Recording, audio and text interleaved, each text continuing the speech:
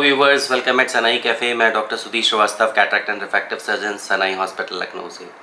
Last blog में मैंने बात की थी आपसे ग्लोकोमा के बारे में, काले मोतिया के बारे में, संबलबाई के बारे में। उसी कंटिन्यूएशन में आज ये सेकंड वीडियो है।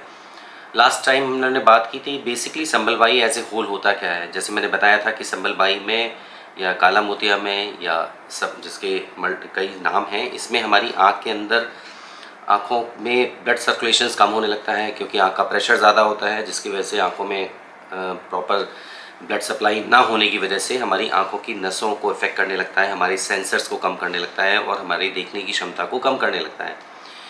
और नॉर्मली आँखों में लक्षण, क्योंकि पेशेंट्स में ज़्यादातर मरीजों में उसके लक्षण नहीं होते हैं, नॉर्मल रूटीन आई टेस्ट में पता लगता है, इसलिए अक्सर हमारे पास मरीजों को आने में देर हो जाती है। और ऐसे कौन कौन से पेशेंट्स हैं जिनको आना चाहिए, इसके सब के बारे में मैंने लास्ट ब्लॉग में बताया था। तो उस वीडियो को ज़रूर जाके देखिए, तो आपको आज के वीडियो की आपको बारे को और ज़्यादा डिटेल पता लगेगी। तो मैंने जैसे लास्ट टाइम आपको बताया था कि काला मोतिया के मैंने टाइप्स के बारे में डिस्कस नहीं किया था। आज हम लोग बात करेंगे कि काला मोतिया किस तरह का होता है और एक काला मोतिया में एक वैरायटी के बारे में थोड़ा डिटेल में डिस्कशन करेंगे। तो काला मोतिया या ग्लोकोमा के बेसिकली दो टाइप्स होते हैं। एक होता है नैरो एंगल ग्लोकोमा और एक होता है ओपन एंगल ग्लोकोमा। अब ये एंगल्स क्या भला है, जैसे मैंने लास्ट टाइम भी बताया था कि आंखों के अंदर एक फ्लूइड यानी एक्वस बनता रहता है। वो इसलिए ज़रूरी है एक्वस क्योंकि आंखों में, आपकी कॉर्निया में, आपके लेंसेज में ब्लड सर्कुलेशन नहीं होता, तो न्यूट्रिशन कहाँ से पहुँचेगा? तो वो फ्लूइड के थ्रू हमारे नेचर ने ऐसा सिस्टम आँख ने बनाया कि उसमें एक कंटिन्यूस एक फ्लूइड बनता रहता है और वो हमारे जो इम्पॉर्टेंट स्ट्रक्चर्स हैं आँख के अंदर उनको सप्लाई करता रहता है। क्योंकि अगर ब्लड हमारे स्ट्रक्चर्स में आ जाएगा, लेंस में आ जाएगा, कॉर्निया में हो जाएगा, तो कॉर्निया हेजी हो जाएगी और हम उससे देख नहीं पाएंगे। तो ट्रांसपेरेंसी मेंटेन रखने के लिए नेचर ने फ्लूइड सिस्टम बनाया। तो एक फ्लूइड का प्रोडक्शन हुआ और वो ड्रेन हो गया। वो ड्रेनेज होता है एंगल्स के थ्रू। वहाँ पे एक छलनी होती है जिसको हम लोग ट्रेबेकुलर मेशवर्क कहते हैं। वो छलनी में जाके वहाँ से फ्लूइड बाहर एग्जिट कर जाता है और वो हमारी बाहर की खून की नसों में आके फिर वापस मिल जाता है। कितना प्रिसाइज सिस्टम है देखिए।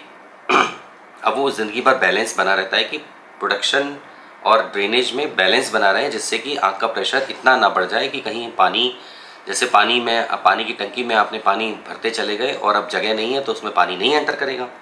लेकिन नेचर ने इतना खूबसूरत बैलेंस बनाया कि फ्लूइड बनना और ड्रेनेज का ऐसा बैलेंस बना कि वो इतना प्रेशर ना बढ़ जाए आँख का कि जिससे पीछे का जो खून का दौरा आँख के अंदर आ रहा है वो भी तो ज़रूरी है, क्योंकि रेटिना के लिए ज़रूरी है और बाकी स्ट्रक्चर्स के लिए ज़रूरी है।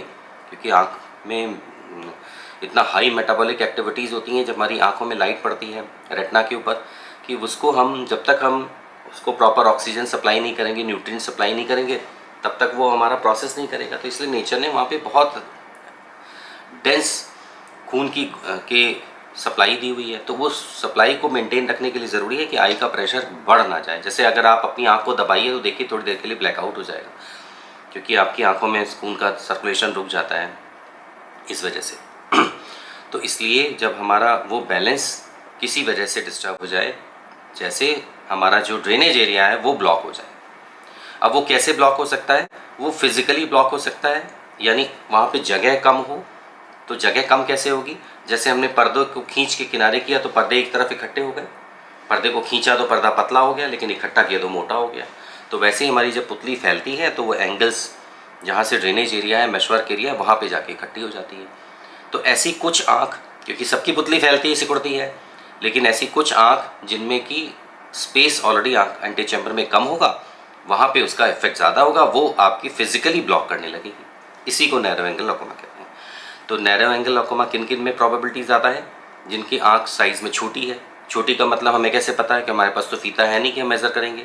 तो हमारी आँख छोटी का मतलब है कि हमारे नंबर प्लस के ज़्यादा हैं, क्योंकि आँख छोटी होगी तो प्लस के नंबर ज़्यादा होंगे, माइनस की होगी तो माइपिक की आई बड़ी होती है। तो ये ध्यान समझने की बात है। वो आपको देखने में छोटी बड़ी नहीं हो सकता है, पता लगे बाहर से, लेकिन अगर आपके नंबर प्लस के ज़्यादा हैं तो इसका मतलब आपकी आँख का साइज़ थोड़ा छोटा है। ऐसे में आँखों के एंगल्स में स्पेस कम हो सकता है, एंटीचैम्बर में स्पेस कम हो सकता है, प्रोबेबिलिटी ग्लोकोमा की ज़्यादा होगी मिडिल एज में। अब मिडिल एज में क्यों होगी, यंग एज में क्यों नहीं होगी? जब हम पैदा होते हैं और जब तक हम रहते हैं तो हमारे आँख के अंदर का साइज़ तो 20 साल की उम्र तक बढ़ा, लेकिन उसके बाद भी आँख के अंदर एक स्ट्रक्चर ऐसा है जिसको हम नेचुरल लेंस कहते हैं, जो बढ़ता रहता है। तो जब वो बढ़ता जाएगा तो मिडिल एज तक आते आते आँख के अंदर का स्पेस ऑक्यूपाई करेगा, तो वहाँ पर एंगल्स में क्राउडिंग होने के चांसेस बढ़ते चले जाएंगे। तो इसलिए नैरो एंगल ग्लॉकोमा की प्रोबेबिलिटी भी विद टाइम, जैसे से हम एज करते हैं, एज उम्र बढ़ती है, हमारी प्रोबेबिलिटी ऑफ ग्लॉकोमा बढ़ती जाती है। तो अगर आपके नंबर प्लस के हैं, दूसरा आपकी फैमिली में अगर किसी को ग्लॉकोमा रहा है, यानी आपके माताजी पिताजी में, भाई बहनों में किसी को काला मोतिया की शिकायत है, तो आपको प्रोबेबिलिटी ज़्यादा है। अगर एक आँख में आपके ऑलरेडी ग्लॉकोमा है तो दूसरी आँख में प्रोबेबिलिटी बहुत ज़्यादा है। डायबिटीज़ और ब्लड प्रेशर इटसेल्फ बहुत सारी बीमारियों की मदर्स हैं। तो अगर आपको डायबिटीज़ और ब्लड प्रेशर में कुछ है तो भी प्रोबेबिलिटी ऑफ ग्लॉकोमा ज़्यादा होगी। अब क्या इसके लक्षण हो सकते हैं? तो ज़्यादातर लक्षण में इस तरह के काला मोतिया में आपको दर्द की शिकायत ज़रूर होती है। जैसे ज़्यादातर हमारे यहाँ बहुत पेशेंट्स आते हैं, वो कहते हैं सर हमारी आंखों में तो दर्द नहीं है, फिर हमें काला मोतिया कैसे आप कह रहे हैं? कुछ वैरायटी ऑफ ग्लॉकोमा ऐसे होते हैं जिनमें कोई सिम्टम नहीं होते हैं, और वो डेंजरस होते हैं इसलिए क्योंकि पेशेंट नॉर्मली हम लोग के पास पहुंच नहीं पाता। लेकिन नैरो एंगल ग्लॉकोमा ज़्यादा कॉमन भी है, और इसमें पेशेंट को सिम्टम्स भी आते हैं, और अक्सर सिम्टम्स में शाम के समय आंखों में भारीपन आना, आंखों में दर्द आना, भौं में दर्द होना, साथ में अगर ज़्यादा प्रेशर बढ़ेगा तो धुंधलापन जैसे कमरे में लगेगा, धुआं सा भरा है, या बल्ब के कोई लाइट को आपको सतरंगी घेरे दिखना, कलर्ड हैलो जिसको कहते हैं। अगर इस तरह के कोई भी लक्षण आपके पैदा हो रहे हैं और इवनिंग में आपको डिस्कम्फर्ट होता है और सोने से आराम मिल जाता है, तो ये शुरुआती लक्षण नैरो एंगल ग्लॉकोमा के हो सकते हैं। अगर आप मिडिल एज में हैं तो आपको तुरंत अपनी आँख की जांच करानी चाहिए, आँख के प्रेशर की जांच करानी चाहिए, आँखों की नसों की जांच करानी चाहिए, एंगल्स चेकअप कराने चाहिए। इसमें हम लोग गोनियोस्कोपी कहते हैं, जिसको गोनियो मतलब हम एंगल्स को एनालाइज करने को, स्टडी को गोनियोस्कोपी कहते हैं। एंगल्स को हम लोग वो देखते हैं कि वो ओपन हैं या क्लोज हैं, वो कितना नैरो हैं, वहाँ पे कुछ फाइब्रोसिस यानी वो कुछ फिजिकली वहाँ पे अगर आपके अटैक्स हुए हैं तो वहाँ पर कुछ साइनिकीज़ यानी रास्ते बंद तो नहीं हो रहे हैं, चिपक तो नहीं रही है, जिसकी वजह से फिज़िकली आपके एंगल्स खुले ना हों। इन सारी चीज़ों को हम लोग एनालाइज़ करते हैं। एनालाइज़ करने के बाद ये डिसीज़न लिया जाता है कि आपके एंगल्स कितने कॉम्प्रोमाइज़ हैं। अगर आपके एंगल्स कॉम्प्रोमाइज़ नहीं हैं, यानी अभी भी प्रेशर देने से यानी पुतली जब सिकुड़ती है और एंगल्स आपके खुल जाते हैं, तो ऐसे कंडीशन में हमें एक छोटा सा प्रोसीजर, PVI कहते हैं इसको, यानी पेरिफेरल बटन होल आयरिडेक्टमी, यानी आयरिस के पेरिफेरी में एक छोटा सा होल बना देते हैं। क्यों होल बनाते हैं? इसको इस तरह से समझते हैं कि जैसे प्रेशर कुकर है, अगर आपकी स्टीम बन रही है, अगर आपने उसमें रिलीजिंग डिवाइस नहीं लगाई है तो फट जाएगा प्रेशर कुकर।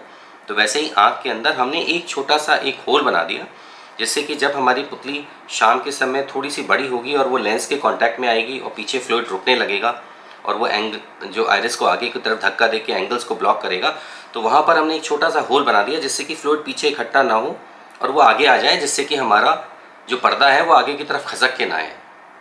तो इसलिए हमारा वहाँ पे स्पेस मेंटेन कॉम्प्रोमाइज़ ना हो, तो एक एक्स्ट्रा पैसेज बना दिया जाता है। ये ट्रीटमेंट नहीं है, पहले भी ध्यान रखिए कि ये नहीं कि सामने लेज़र करा लिया हमारा काम खत्म हो गया, ऐसा नहीं है। ये एक प्रोफाइल एक्सेस है। जैसे आप गाड़ी चलाते हैं तो हेलमेट लगाते हैं, जैसे आप कार चलाते हैं तो सीट बेल्ट लगाते हैं, ये प्रोफाइल एक्सेस है, बचाव है। तो वैसे ये बचाव का एक तरीका होता है कि हम आयरिस में एक छोटा सा होल बना देते हैं, जिसको पेरिफेरल आयरिस PVI कहते हैं, पेरिफेरल आयरिडोटमी कहते हैं। और इससे हमारे आँखों में अगर हमारा एंगल्स ख़राब नहीं है तो आपके अटैक्स यानी जो सडन अटैक्स होते हैं उसकी प्रोबेबिलिटीज़ कम हो जाती हैं। अब सडन अटैक होगा तो क्या होगा? सडन अटैक अगर हुआ तो आप तो गए काम से, पेशेंट तो गया काम से, आँख गई काम से।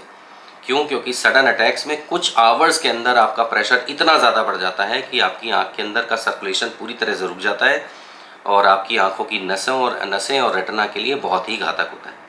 और अगर सडन अटैक हुआ तो आँख के अंदर कुछ ना कुछ परमानेंट डैमेजेस हो जाते हैं, आपके एंगल्स ख़राब हो जाएंगे, एंगल्स चिपक जाएंगी वहाँ पे आयरिस इन्फ्लेम होके, और आपके सेंसर्स को भी परमानेंट नुकसान होगा।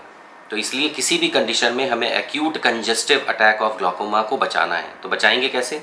जब आप अपनी रूटीन आई टेस्ट कराएंगे, हम एंगल्स को देखते रहेंगे अगर नैरो एंगल ग्लॉकोमा है, और अगर कोई भी इस तरह के सिम्टम्स हैं तो कुछ टेस्ट करके, गोनियोस्कोपी करके, अगर आपकी डिस्क को एनालाइज करके एक छोटा सा हमने आयरिस में एक होल बना दिया, और अगर थोड़ा प्रेशर ज़्यादा लगा तो कुछ आई ड्रॉप स्टार्ट कर दी जिससे कि प्रेशर आपका कंट्रोल रहे।